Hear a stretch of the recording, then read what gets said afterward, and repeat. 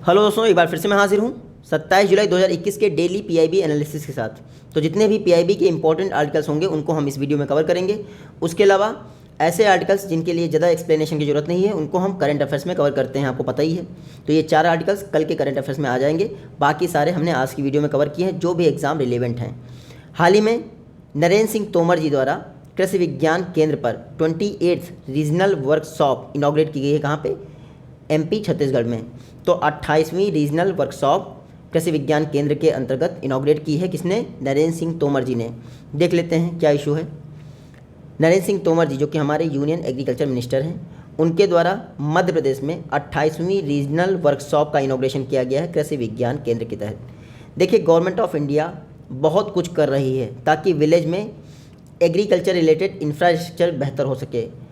Village infrastructure को बेहतर करने के लिए 1.5 लाख करोड़ रुपए जो है अनाउंस किए जा चुके हैं आत्मनिर्भर भारत अभियान के तहत।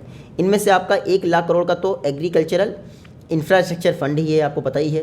तो 1.5 लाख करोड़ रुपए अनाउंस किए जा चुके हैं विलेज इंफ्रास्ट्रक्चर फैसिलिटी के लिए। Central government 10,000 FPO farmer producers organisation भी स्थापित कर रही है, जिसके लिए 6,850 करोड़ भी एलोकेट किया जा चुका है। पर्पस क्या है? फार्मर्स को कैपेबल बनाना। देखिए, फार्मर्स प्रोड्यूसर्स ऑर्गेनाइजेशन, देखिए एक ग्रुप में अगर आप काम करते हैं तो आपकी पावर बढ़ती है। एक सिंगल फार्मर जाएगा अगर और वो कुछ खरीदना चाहेगा या फिर कुछ करना चाहेगा तो उसके लिए बार्गेनिंग पावर उतनी अच्छी नहीं हो पाएगी। लेकिन एक FPO जाएगा, फार्मर प्रोड्यूसर्स ऑर्गेनाइजेशन, तो उसकी बार्गेनिंग पावर बेहतर होगी। तो इसीलिए गवर्नमेंट ऑफ इंडिया जो है 10,000 फार्मर प्रोड्यूसर्स ऑर्गेनाइजेशन कंट्री में सेटअप कर रही है और इसके लिए 6,850 करोड़ एलोकेट किया जा चुका है। ICAR द्वारा एग्रीकल्चरल रिसर्च को प्रमोट करने के लिए इंडिया में अभी तक 723 कृषि विज्ञान केंद्र स्थापित किए जा चुके हैं, जो कि 2 दिन पहले तक 722 थे। तो कृषि विज्ञान केंद्र स्थापित होते रहते हैं। पहला हमारे लिए इंपॉर्टेंट है जो कि पुदुचेरी में हुआ था, तमिलनाडु एग्रीकल्चर यूनिवर्सिटी के तहत वो था। देख लेते हैं। मिनिस्टर जो कि हमारे नरेंद्र सिंह तोमर जी हैं, उन्होंने कहा कि एमपी में एक नया प्रोजेक्ट लॉन्च किया गया है, आर्या क्या करेगा? यूथ को फार्मिंग में अट्रैक्ट करेगा, क्योंकि यूथ भागते हैं ना फार्मिंग से। तो नया प्रोजेक्ट है आर्या। ये क्या क्या है? इसमें 12 कृषि विज्ञान केंद्र इन्वॉल्व होंगे आर्या प्रोजेक्ट में। ये आर्या प्रोजेक्ट जबलपुर में लॉन्च किया गया है नरेंद्र सिंह तोमर द्वारा। छत्तीसगढ़ और MP के लिए लॉन्च किया गया है, याद रखिएगा। इसमें 12 कृषि विज्ञान केंद्र इन्वॉल्व होंगे आर्या प्रोजेक्ट में, जो कि यूथ इंगेजमेंट को बढ़ाएंगे एग्रीकल्चरल रिसर्च में। कृषि विज्ञान केंद्र नेशनल एग्रीकल्चरल रिसर्च सिस्टम का पार्ट है। इंडिया में पहला कृषि विज्ञान केंद्र 1974 में ओपन किया गया था पुदुचेरी में। हालांकि ये तमिलनाडु एग्रीकल्चर यूनिवर्सिटी के तहत कार्य करता था। कृषि विज्ञान केंद्र के लिए 100% फिनांस मिलता है आपका गवर्नमेंट ऑफ इंडिया से। इसको ऑपरेट कौन करता है? ICAR, Indian council of agricultural research. इसकी स्थापना हुई थी 1929 में। इसीलिए ICAR ने अपना 93rd फाउंडेशन डे मनाया था 2021 में 16 जुलाई को। ICAR का हेडक्वार्टर आप देख लीजिएगा। डायरेक्टर कौन है? त्रिलोचन मोहपात्रा। नेक्स्ट आर्टिकल है 33,764 किलोमीटर की नेचुरल गैस पाइपलाइन नेटवर्क के लिए ऑथराइजेशन मिल गया है। किसने दिया है? तो petroleum and natural gas regulatory board, जो कि पेट्रोलियम मिनिस्ट्री के तहत कार्य करता है, उसने हाल ही में 33,764 kilometre natural gas pipeline network के लिए ऑथराइजेशन दे दिया है। ये 33,764 किलोमीटर जो कि नेचुरल गैस पाइपलाइन नेटवर्क है, इससे क्या होगा? इंडिया में नेचुरल गैस जो आपकी ग्रिड बनाई जा रही है, natural gas grid, national gas grid जिसको आप कहते हैं, वो बनाई जा रही है। उसमें एक बहुत बड़ा अचीवमेंट माइलस्टोन हासिल हो जाएगा। तो 33,764 किलोमीटर की नेचुरल गैस पाइपलाइन नेटवर्क का अप्रूवल दे दिया है किसने? PNGRB, petroleum and natural gas regulatory board. इसमें से यानी 33,764 किलोमीटर से 19,998 इतनी नेचुरल गैस पाइपलाइन क्या है? पहले से ऑपरेशनल है। उसके अलावा 15,369 यानी 15,369 किलोमीटर कंस्ट्रक्शन में है। तो हालांकि अप्रूवल मिला है 33,764 किलोमीटर के लिए, लेकिन लगभग इसमें से 20,000 किलोमीटर की आपसे पहले से कंप्लीट है। बाकी 15,000 किलोमीटर के आसपास आपकी अभी कंस्ट्रक्शन में है। PNGRB ये ऑथराइजेशन देने की इसको अथॉरिटी किसने दी? तो petroleum and natural gas regulatory board. जब भी आप इंडिया में कोई नेचुरल गैस पाइपलाइन बिछाते हैं तो ऑथराइजेशन आपको PNGRB से लेना पड़ता है, PNGRB एक्ट 2006 के तहत। और यही आपका जियोग्राफिकल एरिया डिसाइड करता है। यानी देखो, PNGRB city gas distribution network ये बनाने के लिए अप्रूवल देता है, और ज्योग्राफिकल एरिया भी यही डिसाइड करता है। ऐसा नहीं है कि आप आबादी वाले इलाके में गैस पाइपलाइन बना दिए फिर बाद में ब्लास्ट हो गया तो इसकी रिस्पॉन्सिबिलिटी कौन लेगा। तो ज्योग्राफिकल एरिया डिसाइड करने का काम PNGRB का है। सिटी गैस डिस्ट्रीब्यूशन नेटवर्क कोई भी बनाए, अप्रूवल आपका PNGRB से लेना पड़ेगा। अभी तक PNGRB द्वारा ऐसे 232 ज्योग्राफिकल एरिया आइडेंटिफाई किया जा चुके हैं सिटी गैस नेटवर्क के लिए। बाकी आपके लिए इंपॉर्टेंट नहीं है, 400 डिस्ट्रिक्ट्स में कवर किया जा रहा है, ये सब बहुत डीप हो जाएगा। उसके अलावा गवर्नमेंट ऑफ इंडिया ने कंप्रेस्ड बायोगैस को प्रमोट करने के लिए सतत स्कीम लॉन्च की थी, sustainable alternatives towards affordable transportation. तो मोबिलिटी सेक्टर यानी वाहनों के सेक्टर में सतत स्कीम लॉन्च की गई थी। 1 अक्टूबर 2018 को लॉन्च की गई थी, प्राइम मिनिस्टर मोदी जी ने लॉन्च की था, आपको पता ही होगा, हरियाणा से मेरे ख्याल से लॉन्च की थी। सतत स्कीम आपका कंप्रेस्ड बायोगैस मैन्युफैक्चरिंग पर फोकस करता है। इसके तहत 5000 कंप्रेस्ड बायोगैस प्लांट बनाए जाएंगे, और इससे देश में जो CBG की प्रोडक्शन कैपेसिटी है वो 15 million metric ton per annum हो जाएगी। 15 million metric ton per annum capacity हो जाएगी कंप्रेस्ड बायोगैस की। ये 15 मिलियन मीट्रिक टन जो अभी में डिमांड है उसका 40% हो जाता है। तो सतत इनिशिएटिव, इसके तहत कंप्रेस्ड बायोगैस पर फोकस किया जा रहा है, और कंप्रेस्ड बायोगैस काऊ डंग से बनाने पर खासकर फोकस किया जा रहा है। इससे राष्ट्रीय गोकुल मिशन में भी हेल्प मिलेगी आपकी। बाकी आपके लिए ये इंपॉर्टेंट नहीं है, हाँ इतना याद रखिएगा, जो ये 5000 कंप्रेस्ड बायोगैस प्रोडक्शन प्लांट बन रहे हैं सतत इनिशिएटिव के तहत, उसमें से 250 प्लांट आपके 2020 में बनने थे, 1000 प्लांट आपके 2022 तक कंप्लीट होने थे, और ये जो 5000 प्लांट बनने हैं सतत इनिशिएटिव के तहत 2025 तक सारे कंप्लीट हो जाने चाहिए। सतत initiative sustainable alternative towards affordable transportation compressed biogas से रिलेटेड है, और जो बायोगैस होती है आपकी उसमें 95% तक मीथेन होती है, ये भी कई बार एग्जाम में पूछ लेते हैं। नेशनल स्किल डेवलपमेंट मिशन, इसका फोकस है 2022 तक 30 करोड़ लोगों को स्किल्स यानी ट्रेनिंग प्रोवाइड करना। देख लेते हैं न्यूज़ क्या है। Ministry of skill development and entrepreneurship national skill development mission इन्होंने लॉन्च किया था, ताकि इंडिया में पूरे भारत में लोगों को स्किल्स प्रोवाइड किया जा सके। अब इनका टारगेट है 2022 तक 300 मिलियन यानी 30 करोड़ लोगों को स्किल प्रोवाइड करना। Ministry of skill development and entrepreneurship द्वारा ये जो स्किल डेवलपमेंट मिशन है, इसके तहत प्रधानमंत्री कौशल केंद्र स्थापित किए जाते हैं, जो कि एस्पायरेशनल स्किल सेंटर्स होते हैं, यहीं पर ट्रेनिंग दी जाती है। जून 2021 तक 812 प्रधानमंत्री कौशल केंद्र ये जो है एलोकेट किए जा चुके हैं, जिसमें से 721 ऑपरेशनल हो चुके हैं यानी इस्टेब्लिश्ड हो चुके हैं। तो 721 प्रधानमंत्री कौशल केंद्र स्थापित हो चुके हैं, याद रखिएगा 812 में से।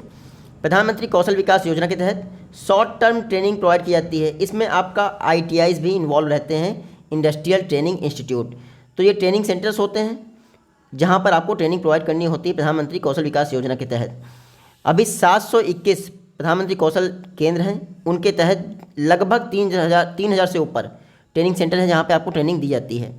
ये जो ट्रेनिंग सेंटर्स हैं इसमें मैक्सिमम साइज जो एक बैच का रहता है वो 30 कैंडिडेट से ऊपर नहीं रह सकता, यानी 30 कैंडिडेट एक बैच में होंगे। नेशनल स्किल डेवलपमेंट मिशन जिसके तहत ये ट्रेनिंग दी जाती है 2015 में लॉन्च किया था। पर्पस था 2020 तक 50 करोड़ लोगों को ट्रेनिंग प्रोवाइड करना, लेकिन ये लोग थक गए, हार गए और नहीं ट्रेनिंग प्रोवाइड हुई, तो बदल दिया मिशन और कहा है 300 मिलियन यानी 30 करोड़ लोगों को ट्रेनिंग दी जाएगी 2022 तक। प्रधानमंत्री कौशल विकास योजना 2016 में लॉन्च की गई थी, और अगर आप सक्सेसफुली ट्रेनिंग पूरी कंप्लीट कर लेते हैं तो आपको जॉब मिलेगी एवरेज 8000 रुपीज़ पर मंथ के आसपास after successfully completion of the training. यही प्रधानमंत्री कौशल विकास योजना से रिलेटेड एक और आर्टिकल था आपके PIB में, promotion of skill development of tribal community. देख लेते हैं क्या है। देखिए, national policy for skill development and entrepreneurship 2015 में इंट्रोड्यूस की गई थी। इसके तहत 2022 तक 402.87 मिलियन लोगों को ट्रेनिंग प्रोवाइड करनी थी। ये जो 402.87 मिलियन लोग हैं, इनमें से 104.62 मिलियन नए लोग थे जिनको ट्रेनिंग प्रोवाइड करनी थी। प्रधानमंत्री कौशल विकास योजना के साथ साथ जन शिक्षण संस्थान, नेशनल अप्रेंटिसशिप प्रमोशन स्कीम, ये 3 माध्यम हैं जिनके द्वारा ट्रेनिंग प्रोवाइड की जाती है हमारे इंडिया में यूथ को। प्रधानमंत्री कौशल विकास स्कीम के तहत ट्राइबल सब प्लान है जिससे ट्राइबल कम्युनिटी को ट्रेनिंग प्रोवाइड की जाती है।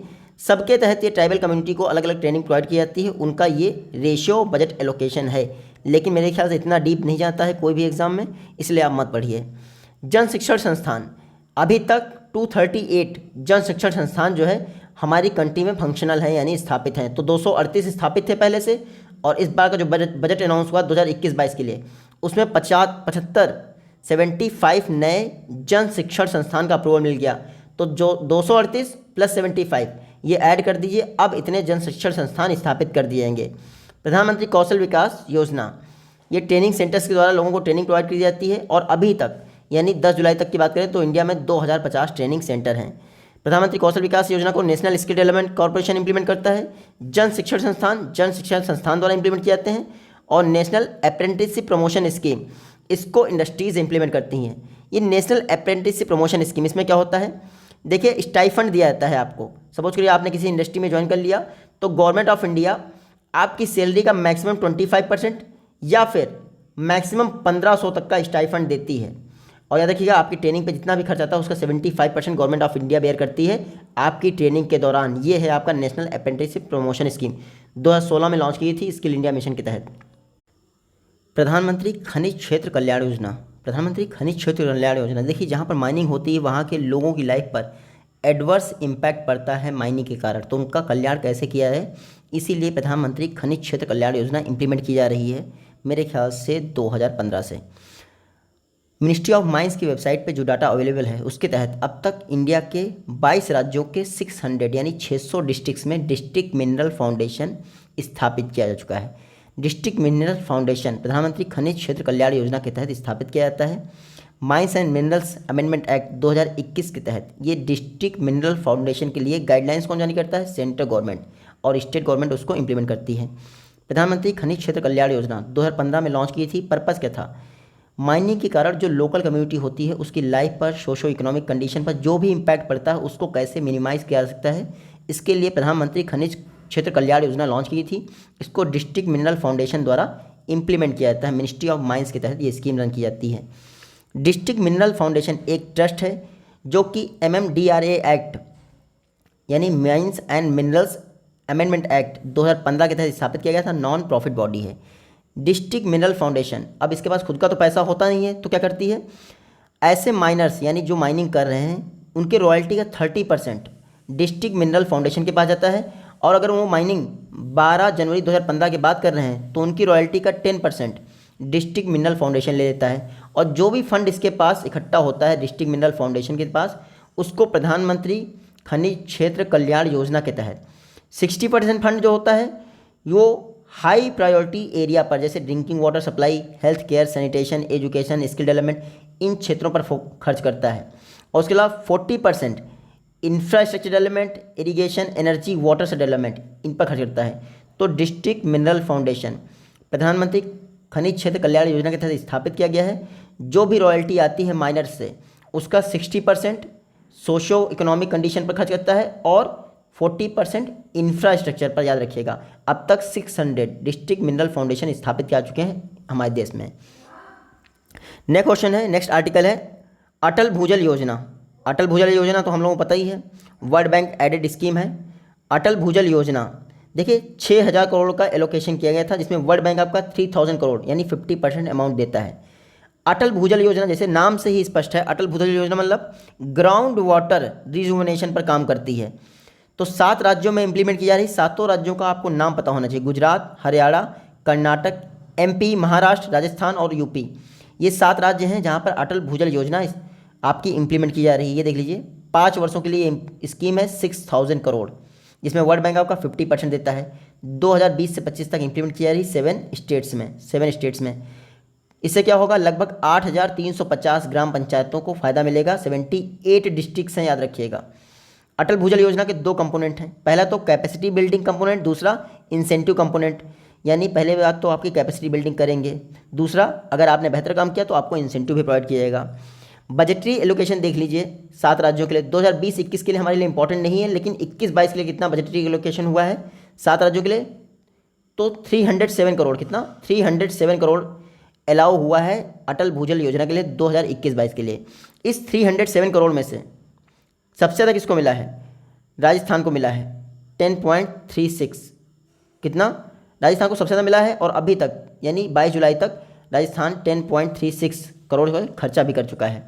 तो बजटरी एलोकेशन पूरा याद रखिएगा, अगर ना भी पूछेगा तो बजटरी एलोकेशन पूछ लेगा। अटल भूजल योजना के तहत कितना हुआ टोटल, तो 307 करोड़ हुआ है 21-22 के लिए फाइनेंशियल ईयर में। नेक्स्ट क्वेश्चन है प्रधानमंत्री कृषि सिंचाई योजना, फंड्स का एलोकेशन किया गया है, देख लेते हैं चर्चा में क्यों है। उससे पहले प्रधानमंत्री कृषि सिंचाई योजना, प्रधानमंत्री कृषि सिंचाई योजना इसको 2015 में लॉन्च किया था। इसमें टोटल 4 कंपोनेंट हैं, जिसमें से इसके जो 2 मेजर कंपोनेंट हैं, एक्सीलरेटेड इरिगेशन बेनिफिट प्रोग्राम और हर खेत को पानी, इन 2 कंपोनेंट्स को जल शक्ति मिनिस्ट्री द्वारा इंप्लीमेंट किया जाता है। बाकी के जो 2 कंपोनेंट हैं उसमें 2 अदर मिनिस्ट्रीज इन्वॉल्व हैं, वो हम लोग अभी पढ़ेंगे। सेंट्रल गवर्नमेंट द्वारा एक्सीलरेटेड इरिगेशन बेनिफिट प्रोग्राम 1996-97 में लॉन्च किया था। सेंट्रल असिस्टेंट द्वारा इरिगेशन प्रोजेक्ट्स को यानी मीडियम साइज इरिगेशन प्रोजेक्ट को हेल्प की जाती थी। बाद में जो एक्सीलरेटेड इरिगेशन बेनिफिट प्रोग्राम है 2015-16 के दौरान प्रधानमंत्री कृषि सिंचाई योजना में मर्ज कर दिया गया और इरिगेशन बेनिफिट प्रोग्राम के तहत 99 प्रोजेक्ट्स को आइडेंटिफाई किया गया, जहां पर प्रायोरिटी बेसिस पर कंप्लीशन करना है इनका। अभी तक ये हमारे लिए इंपॉर्टेंट नहीं है, तो बस ध्यान रखिए प्रधानमंत्री कृषि सिंचाई योजना के तहत एक्सीलरेटेड इरिगेशन बेनिफिट प्रोग्राम के तहत 99 प्रोजेक्ट्स को आइडेंटिफाई किया गया था। बजट एलोकेशन हमारे लिए इंपॉर्टेंट है। प्रधानमंत्री कृषि सिंचाई योजना के तहत लास्ट 5 ईयर्स में कितना बजट एलोकेट हुआ है आप देख लीजिए। 2020-21 में आप इतना याद रखिए सबसे ज़्यादा किस कंपोनेंट के लिए हुआ है, तो सबसे ज़्यादा पर ड्रॉप मोर क्रॉप 2562 करोड़ के आसपास एलोकेट हुआ है पर ड्रॉप मोर क्रॉप, और सबसे कम किसके लिए हुआ है, तो हर खेत को पानी। अब मैंने आपसे बोला था कि कंपोनेंट वाइज देख लेंगे, तो 4 कंपोनेंट होते हैं आपके प्रधानमंत्री कृषि सिंचाई योजना के तहत। पहला होता है आपका एक्सीलरेटेड इरिगेशन बेनिफिट प्रोग्राम, दूसरा होता है हर खेत को पानी, ये दोनों कंपोनेंट जल शक्ति मिनिस्ट्री के हैं। तीसरा है आपका पर ड्रॉप मोर क्रॉप, ये आपका एग्रीकल्चर मिनिस्ट्री का इनिशिएटिव है, और वाटर सेट डेवलपमेंट ये रूरल डेवलपमेंट मिनिस्ट्री का है। तो 3 मिनिस्ट्री इन्वॉल्व हैं टोटल आपके प्रधानमंत्री कृषि सिंचाई योजना को। हालांकि नोडल मिनिस्ट्री आपकी जल शक्ति मिनिस्ट्री ही है, क्योंकि 2 कंपोनेंट उसके पास चले जाते हैं। प्रधानमंत्री कृषि सिंचाई योजना के तहत ही common area development and water management initiative है। इसके तहत मार्च 2021 तक 14.96 लाख हेक्टेयर जो ज़मीन है उसका एरिया डेवलपमेंट हो चुका है, वाटर मैनेजमेंट हो चुका है। लेकिन इतना तो हमारे हिसाब से पूछेंगे नहीं। हाँ, इतना देखिए लॉन्ग टर्म इरिगेशन फंड, ये बजट 2016-17 में अनाउंस किया गया था। इनिशियल कॉर्पस था इसका 20,000 करोड़, लेकिन अगले साल के बजट में इसमें 20,000 करोड़ और ऐड कर दिए गए थे। हालांकि जो आपका माइक्रो इरिगेशन फंड है उसको भी लॉन्ग टर्म इरिगेशन फंड में ही यूज़ किया जाता है, जो कि 5,000 करोड़ का है। और ख़ास बात क्या है, नाबार्ड दोनों फंड्स को मैनेज करती है। लॉन्ग टर्म इरिगेशन फंड अभी तक 99 प्रोजेक्ट्स जो है इसमें आइडेंटिफाई किए जा चुके हैं, जो कि 18 राज्यों से हैं। लॉन्ग टर्म इरिगेशन फंड में 4 वर्षों के लिए लॉन्च किया था 2016 से 2020 के तहत, और एलोकेशन किया गया था 77,595 करोड़। इसमें से सेंट्रल का शेयर आपका कितना था, इतना था, और स्टेट का शेयर इतना था। देखिए लॉन्ग टर्म इरिगेशन फंड के तहत जो राज्य हैं वो नाबार्ड से लोन लेते हैं, और लॉन्ग टर्म इरिगेशन फंड के तहत जो नाबार्ड से लोन लिया जाता है उस पर जो इंटरेस्ट रेट पड़ता है उस पर केंद्र सरकार द्वारा 6% तक इंटरेस्ट रेट दिया जाता है, और इसको केंद्र सरकार ही वेव ऑफ करती है। यानी सपोज करिए राज्यों ने लोन लिया 9% पर और 6% इंटरेस्ट रेट सबवेंशन मिल गया उनको लॉन्ग टर्म इरिगेशन फंड पर। तो याद रखिएगा लॉन्ग टर्म इरिगेशन फंड, चारों कंपोनेंट प्रधानमंत्री कृषि सिंचाई योजना के, कौन सी मिनिस्ट्री किसको इंप्लीमेंट करती है, सबसे ज़्यादा फंड एलोकेशन किस कंपोनेंट के लिए हुआ है, ये सबको आपको पता होना चाहिए। और एक्सीलरेटेड इरिगेशन बेनिफिट प्रोग्राम 1996-97 में लॉन्च की गई थी, 2015-16 में मर्ज कर दी गई। ये सारे इंपॉर्टेंट हैं, आप याद रखिएगा। नेक्स्ट आर्टिकल है water resource Atlas of India. देखिए ये बताता है कि कहाँ पर वाटर एक्सट्रैक्शन ज़्यादा हो रहा है, यानी exploited area, critical area, safe area, ये सब कुछ बताता है। वाटर एटलस ऑफ इंडिया, देखिए इसकी शुरुआत हुई थी river basin Atlas of India, 2012 में इसरो और सेंट्रल वाटर कमीशन ने रिलीज़ किया था। फिर 2014 से water set Atlas of India release करने लगे। इसमें drainage network, digital elevation model और कई और सारे डाटा प्रोवाइड किए जाते हैं। तो water set Atlas of India 2014 से रिलीज़ किया जा रहा है इसरो और सेंट्रल वाटर कमीशन द्वारा। ये सेंट्रल वाटर कमीशन ये वाटर सेट एटलस कैसे प्रिपेयर करता है, national remote sensing centre Hyderabad की हेल्प से इसको एनालिसिस करता है और प्रोवाइड करता है। इसका नाम क्या है, reassessment of water availability in India using space unit. 2019 से रीअसेसमेंट किया जा रहा है सेंट्रल वाटर कमीशन द्वारा। इस रीअसेसमेंट में जो वाटर अवेलेबिलिटी है वो आपका सेंट्रल वाटर कमीशन 2019 से पूरे देश को बता रहा है, और इसका कहना है कि 2020 के असेसमेंट के अनुसार से इंडिया में टोटल 6,965 यूनिट्स का असेसमेंट किया गया, जिसमें से आपके 1114 यानी 1114 वाटर यूनिट्स ऐसे हैं जो कि ओवर एक्सप्लॉयटेड हैं। याद रखिएगा कितने हैं, 1114 यूनिट्स ऐसे हैं जो कि ओवर एक्सप्लॉयटेड हैं। उसके बाद 270 यूनिट्स क्रिटिकल हैं, 1057 सेमी क्रिटिकल हैं, और सेफ कितने हैं? 4427 सेव हैं। आपको याद क्या रखना है? टोटल असेसमेंट कितने यूनिट्स का किया? 6965 का। ओवर एक्सप्लॉयटेड कितने हैं ये आपको याद रखना है, 1114 ओवर एक्सप्लॉयटेड हैं, और सेफ कितने हैं ये आप थोड़ा सा मेमोराइज करिएगा। तो सेंट्रल वाटर कमीशन इसरो के साथ मिलकर वाटरशेड एटलस ऑफ इंडिया इसको रिलीज़ करता है। 2019 से रीअसेसमेंट किया रहा है इंडिया के डिफरेंट पार्ट्स में वाटर अवेलेबिलिटी का। ये भी बताया जाता है आपके वाटरशेड एटलस ऑफ इंडिया में। 2014 से हालांकि ये रिलीज़ किया जा रहा है। उसके अलावा जल शक्ति मिनिस्ट्री का एक और आर्टिकल था, नेशनल रिवर कंजर्वेशन प्लान 1995 में इंट्रोड्यूस किया गया। नेशनल गंगा एक्शन प्लान का भी इंट्रोड्यूस किया गया था 1985 में।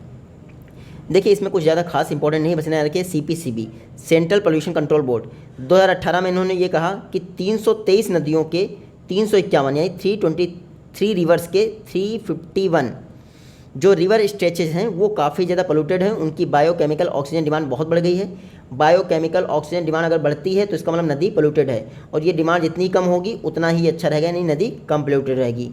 नमामि गंगा प्रोग्राम, इसके तहत गंगा बेसिन स्टेट्स में 346 जो प्रोजेक्ट हैं उनको इम्प्लीमेंट किया जा रहा है, और उसके लिए 30,235 करोड़ एलोकेट किए जा चुके हैं। नमामि गंगे प्रोग्राम के तहत मेरे ख्याल से 20,000 करोड़ एलोकेट किए गए थे। देखेंगे कभी कल की न्यूज़ में, अगर देखेंगे आएगा तो वापस डिस्कस करेंगे इसको। इतने ही आर्टिकल थे, मिलते हैं आपसे नेक्स्ट वीडियो में, तो take care, goodbye and जय हिंद।